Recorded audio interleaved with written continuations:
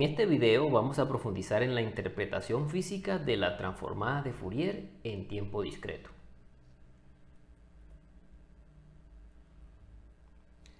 Para esto vamos a recurrir a una señal acústica monotónica.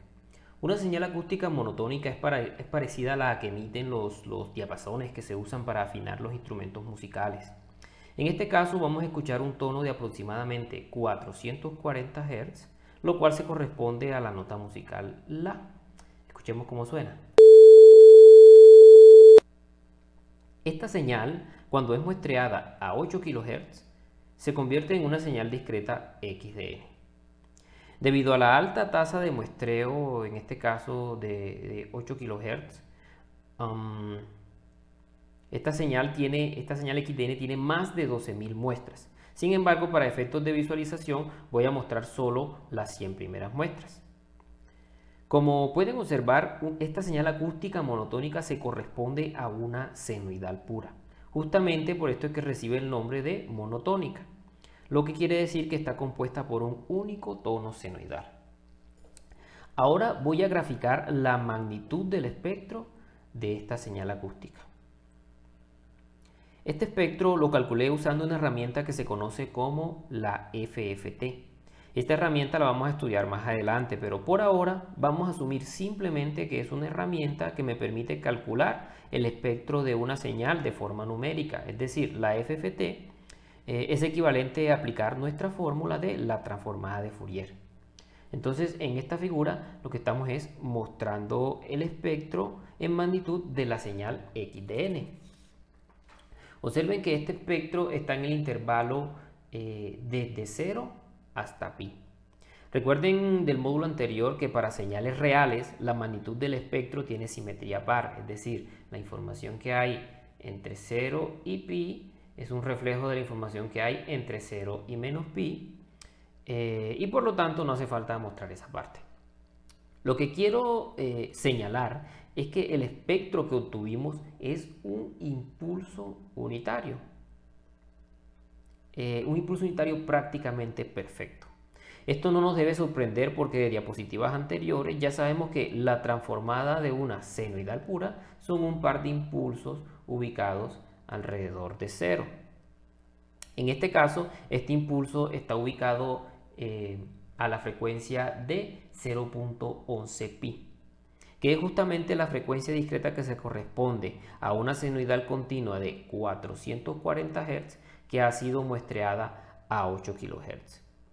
Lo interesante de representar esta señal monotónica en el dominio de la frecuencia es que podemos visualizar con mucha claridad la frecuencia e intensidad del tono en cuestión. Bueno, para continuar nuestro análisis vamos a considerar una señal más compleja. Esto es una nota de piano. Nuevamente vamos a escuchar la nota La, pero esta vez tocada en un piano. Así es como suena la señal de audio. Y así se ven las primeras 100 muestras de la secuencia cuando la muestreamos a 8 kHz. Nuevamente vamos a sacar la transformada de Fourier usando la FFT y este es el resultado que obtenemos. En este caso tenemos un espectro que está compuesto por varios tonos senoidales puros. Cuando observamos a simple vista la señal XDN es difícil determinar, cuando observamos a simple vista esta señal, es difícil establecer la composición exacta en términos de tonos puros. Sin embargo, en el dominio de la frecuencia, la intensidad y la frecuencia de cada tono queda representada a la perfección. Así, mirando la magnitud y la frecuencia en la que se ubica cada uno de estos tonos senoidales puros, nos permiten saber cómo está constituida la señal. Ahora vamos a considerar el siguiente reto mental. Ya que a partir de este espectro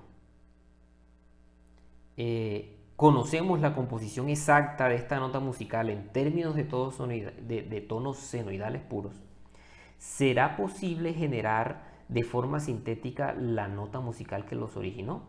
Es decir, ¿será posible que de este espectro nos regresemos y reconstruyamos la señal original XDN? Vamos a intentarlo en la diapositiva siguiente.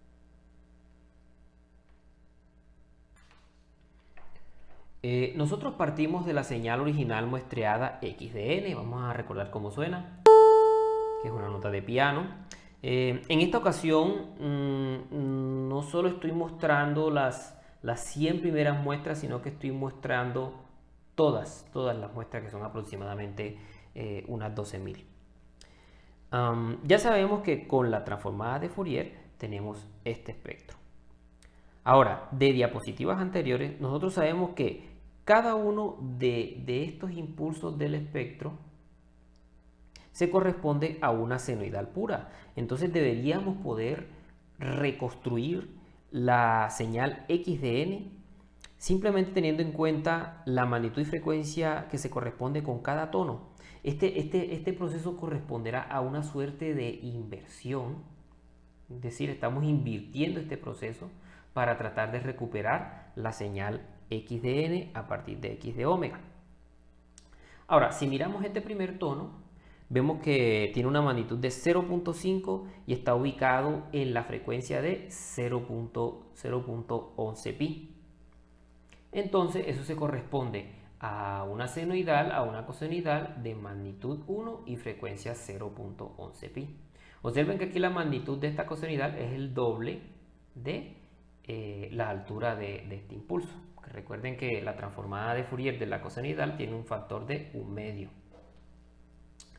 El segundo tono tiene una amplitud de 0.24 y una frecuencia de 0.22 pi, entonces se corresponde a una cosenoidal de 0.48 en amplitud y frecuencia 0.22 pi. El siguiente tono tiene una altura de 0.04 y una frecuencia de 0.33 pi.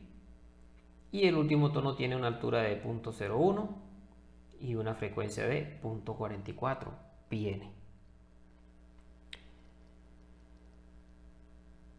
Si lo hemos hecho correctamente, esta señal x de n resultante nos debe sonar como una nota de piano. Veamos. Pues no suena del todo bien. ¿Qué está sucediendo? Bueno, para entender el problema, vamos a darle una mirada más a la señal original, es decir, la señal x de n. Observen que la amplitud de la señal decae rápidamente a medida que pasa el tiempo. Como se trata de una señal acústica real, x de n se va atenuando a medida que la fricción disipa la energía de la onda. En cambio, la señal x de n que nosotros estamos generando está compuesta por tonos senoidales, todos de duración infinita.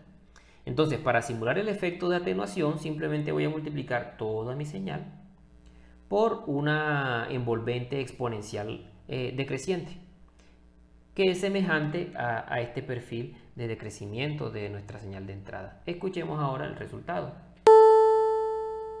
Ahora sí suena como una nota de piano. Esta ha sido generada de forma totalmente sintética. Pero bueno, ¿qué podemos concluir sobre la DTFT de una señal? Sobre la representación de señales en el dominio de la frecuencia, que nos sirve para generar notas de piano. Pues sí, pero eso es solo una de tantísimas aplicaciones. Por lo pronto, el mensaje que quiero transmitir es el siguiente.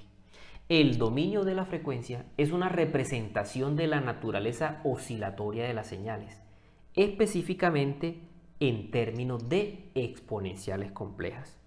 Observe que en este enunciado estoy hablando de exponenciales complejas. En el ejemplo anterior de la nota de piano, sin embargo, lo hacíamos en términos de senoidales puras. Sin embargo, recuerden que las senoidales puras no son más que la superposición de dos exponenciales complejas. Por lo tanto, esta definición que tengo aquí es una definición mucho más general.